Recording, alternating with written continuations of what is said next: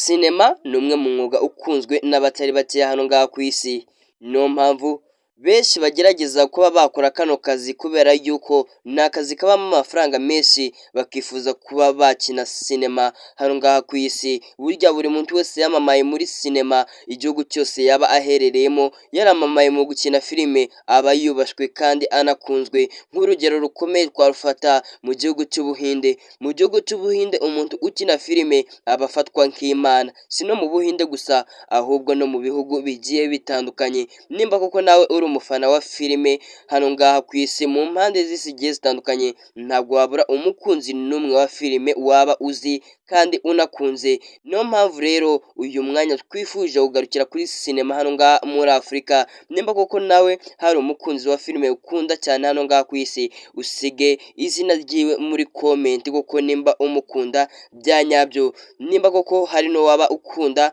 mu gihugu cyawe cy'u Rwanda, nabwo usige komenti. Niyo mpamvu uyu mwanya rero twifuje kugarukira kuri filime 9 zikinamo abanyarwanda zihatanye muri Fescopa 2025. Ni filime rwose zihataniye ibihembo. Iri ni irushanwa ry'imboneka rimwe hano ngaha muri Afurika, ku buryo umuntu wese wabashe kwinjira muri iri rushanwa aba yanditse izina ndetse biba bigaragara yuko yakoze cyane. Uyu mwanya rero tugiye kurebera hamwe filime 9 zikinwamo n'abanyarwandakazi ndetse n'abagabo b'abanyarwanda barimo bahatanira ibihembo mw'iri irushanwa rya Fescopa. Ni irushanwa riba rimwe mu myaka ibiri, Fespaco rizaba mw'uyu mwaka wa 2025. Nimba ari ubwa mbere ugeze ku YouTube channel, nguha ikaze mu kiganiro cy'uyu munsi. Rwose uze gutega amatwi nawe utubwire imwe mw'izi filime waba warakunze cyangwa se waba wararebye ukabona irakunejeje cyane. Filime 9 zikinamo abanyarwanda ziri guhatanira ibihembo mu iserukiramuco rizwi nka Festive Pan-Africa du Cinema et de la Television de Ouagadougou. Fespaco rizabera muri Ouagadougou muri Burkina Faso ku nshuro ya 29. Iri rushanwa ritangiye, Fespaco ni iserukiramuco rikomeye kurenza andi abera muri Afurika, ribera mu mujyi wa Ouagadougou muri Burkina Faso buri myaka ibiri kuva mu 1972 nibwo iri rushanwa ryatangiye. Rizaba kuva kuwa 22 Gashyantare 2025 kugeza kuwa mbere Werurwe 2025, aho Chad izaba ari cyo gihugu cy'umushyitsi w'icyubahiro muri iri serukiramuco.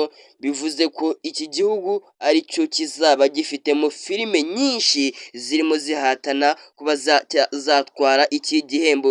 Filime nyarwanda iya mbere iri mu zihatanye ni yitwa Fight Like a Girl ya Matuwaha Ruwatwaira, ihatanye mu cyicaro cya filime ndende imara iminota 118, yerekanwe bwa mbere mu Rwanda muri 2024, igaruka ku nkuru y'umukobwa muto wo muri Repubulika Iharanira Demokarasi ya Kongo witwa Sifa.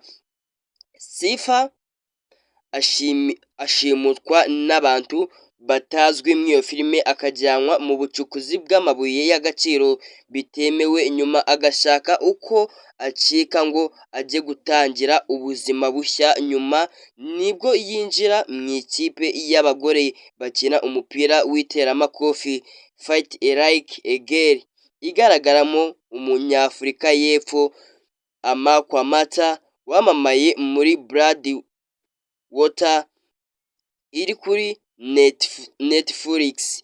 Igaragaramo kandi abanyarwanda nka Mazimpaka Jones Kennedy ukina muri iyi filime ari umurobyi witwa Abdul, ndetse n'undi witwa Atura Nkusi ukina yitwa Cedric, mu gihe Marayika w'amahoro akinamo yitwa Marcela, naho Simon Rwema agakina ari umunyamakuru wogeza umukino w'iteramakofi. Hari kandi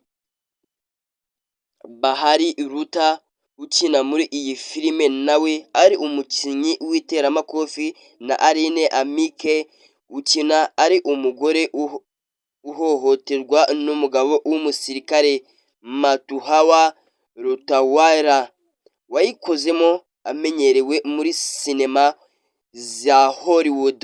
Yakoze filime zirimo Unicorn. Muri 2015 nibwo iyi filime yasohotse.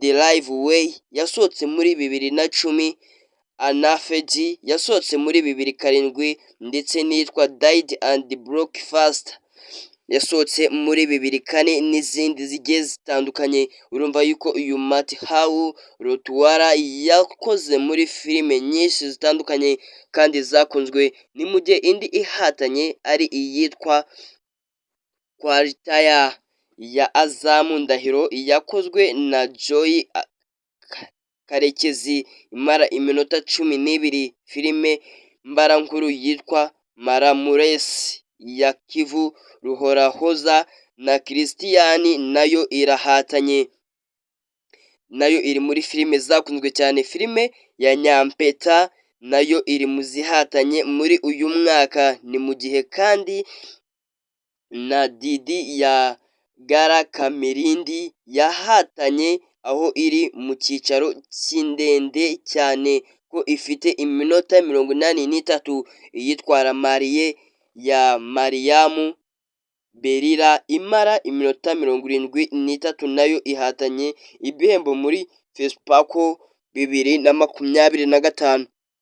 Indi filime nyarwanda muri ibi bihembo ni iyitwa Fiona La Fille de Madrid ya Mutinganda wa Nkunda, nayo ihatanye mu ndende aho ifite iminota 65. Harimo kandi Minimaliza na Titanic World, Ana Monde na Fibeta Aim Mbabazi Sharangabo nayo ihatanye mu cyicaro cya filime ndende, mu gihe Relative ya Deus Dediti Sangwa nayo ihatanye.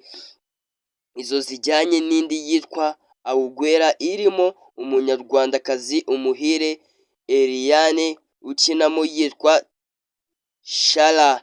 Iyi filime yanditswe inayoborwa na Baroji Shaina ukomoka muri Republic Iharanira Demokarasi ya Congo.